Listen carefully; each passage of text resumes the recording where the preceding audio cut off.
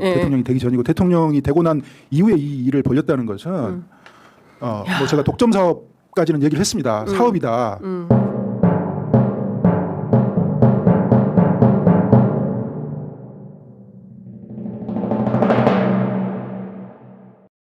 많은 국민들께서 궁금해하는 것은 진짜 이 사람들이 설마 투약하고 이런 건 아니겠지? 아니면 혹시 이 사람들이 뭘 마약을 그렇게까지 했을까? 아니 왜냐하면 최근에 그 뭐 평택항 의혹 같은 게 있지 않습니까? 뭐 마늘 사이에 뭘 끼웠다 뭐 이런 등등의 이제 소문이 있었는데 실제로 그것은 뭐 아직 뭔가 확실하게 뭐 백일화에 뭐가 드러난 것 같지는 않아요. 혹시 이 의혹도 좀 알고 계십니까? 평택항 사건하고 예. 인천공항, 김해공항을 통해 들어온 사건은 결이 다르죠. 다른 사건이다.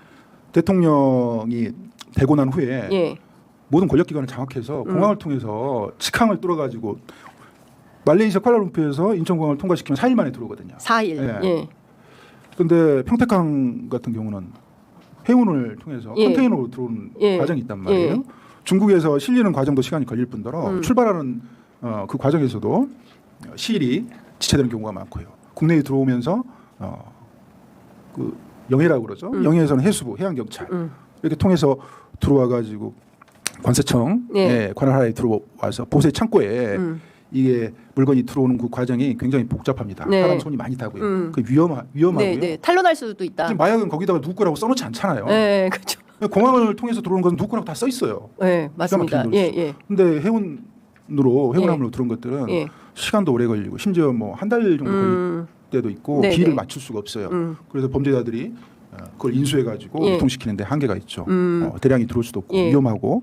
그러면 주로는 인천공항에 직항을 통해서 뚫는 게 그렇죠. 정확하고 간편하고 쉽네요. 이게 관에서만 협조를 해주면. 예, 평택항으로 들어와서 예. 이렇게 했던 것들은 뭐 마약이라는 게 필로폰이 대한민국에서 이윤이 가장 많이 남는 장사고 그래서 보따리상을 통해서 들어올 수도 있고 그 중국산 농작물을 통해서 들어올 수 있어요. 네. 예, 근데 그 뭐 양은 많지도 않을 뿐더러 대통령이 되기 전이잖아요. 그렇죠. 그건 예. 대통령이 되기 전이고 대통령이 되고 난 이후에 이 일을 벌였다는 것은 뭐 제가 독점 사업까지는 얘기를 했습니다. 사업이다.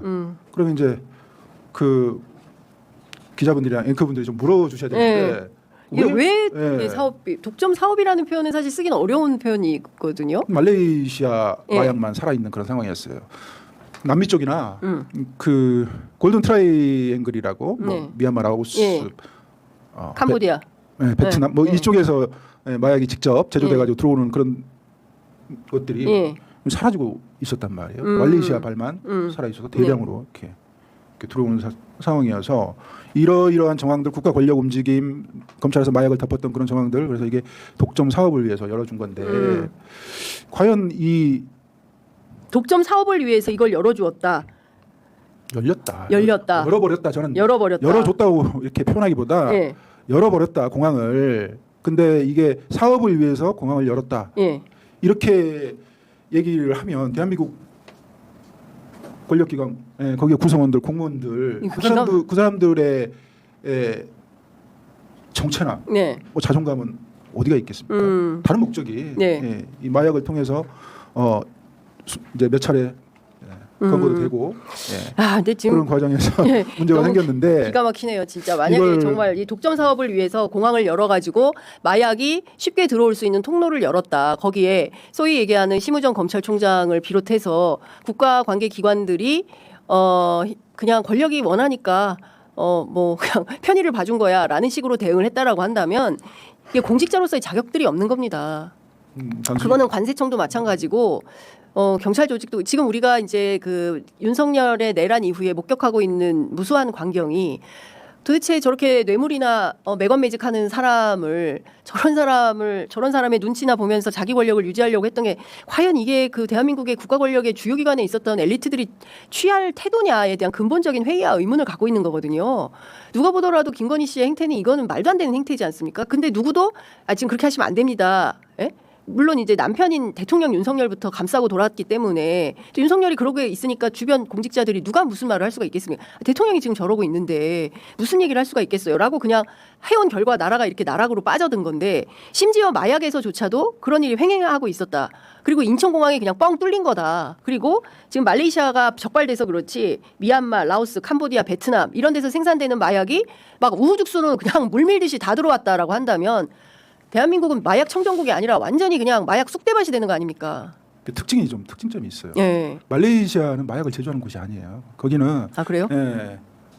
그 의무적 사형입니다. 마약에 손을 대거나 투약하거나. 사형. 예. 아 저기 이슬람 국가에서. 네네. 예. 중국도 강력한 처벌을 하지만 말레이시아도 그렇거든요. 근데 어떻게 그럼 말레이시아에서 이렇게 온 게 된 거예요? 말레이시아 뭐 최고 권력자와 아 점점 커진다. 연대가 돼 있는 사람이지 않으면 불가능하죠. 예. 그 주변에 있는 국가에서 들어오던 마약들이 사라졌다니까요. 공항을 통해서 예.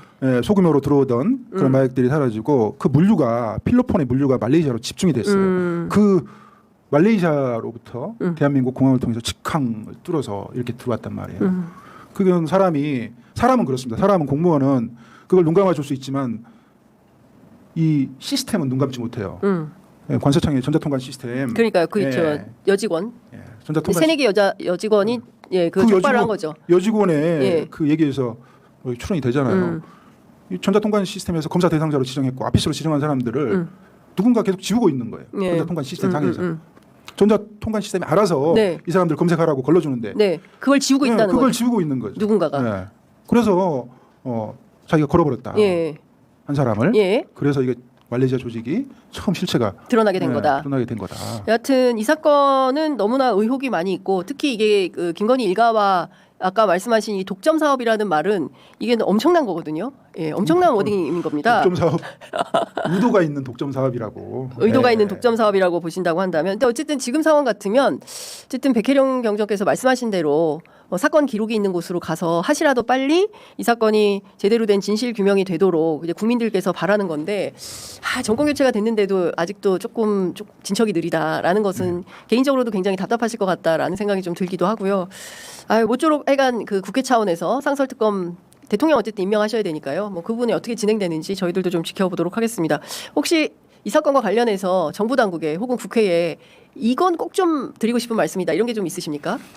최근에 열린공감 TV에서 김충식의 비밀 창고에서 벌어진 여러 가지 문서와 자료들을 확보를 해서 방송을 한 적이 있는데 김충식의 그 다이어리에서 23년 11월에 말레이시아발 310kg 1차 55kg 이 문구가 적혀 있었단 말이에요. 11월입니다.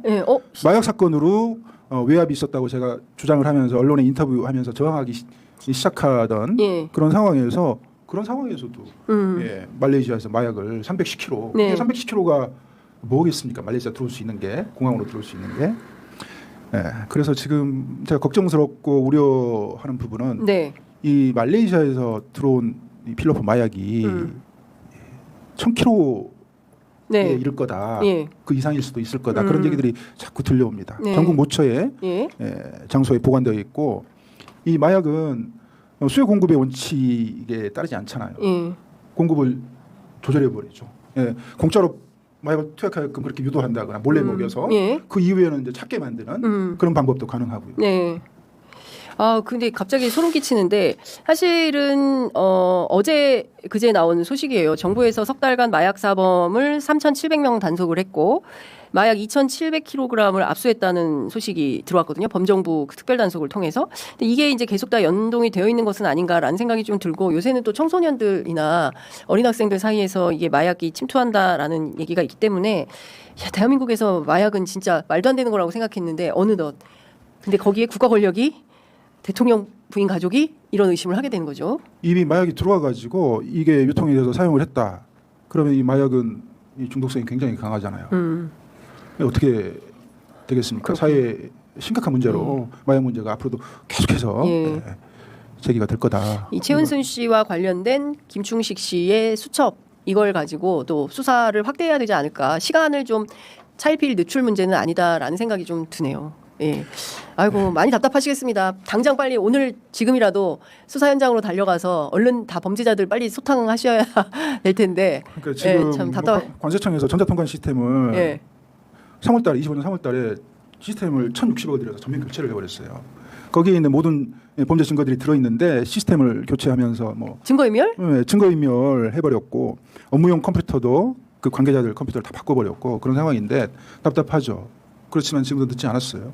수사를 빨리 해서 네. 이 지금 증거로서 보여주긴 어려운 그런 내용들입니다만은 그 정황들이 국가기관들의 움직임 그리고 사후 대처 네. 이런 것들을 보고 있으면 너무너무 좀 답답하고 이 사람들이 도대체 무엇을 보고 이 윤석열의 김건희의 마약 사업에 이렇게 적극적으로 합류를 했는지 이런 것들을 밝혀내서 다시는 대한민국에 이런 일이 없도록 이렇게 해야 된다. 네. 주저주저 할 일이 아니다.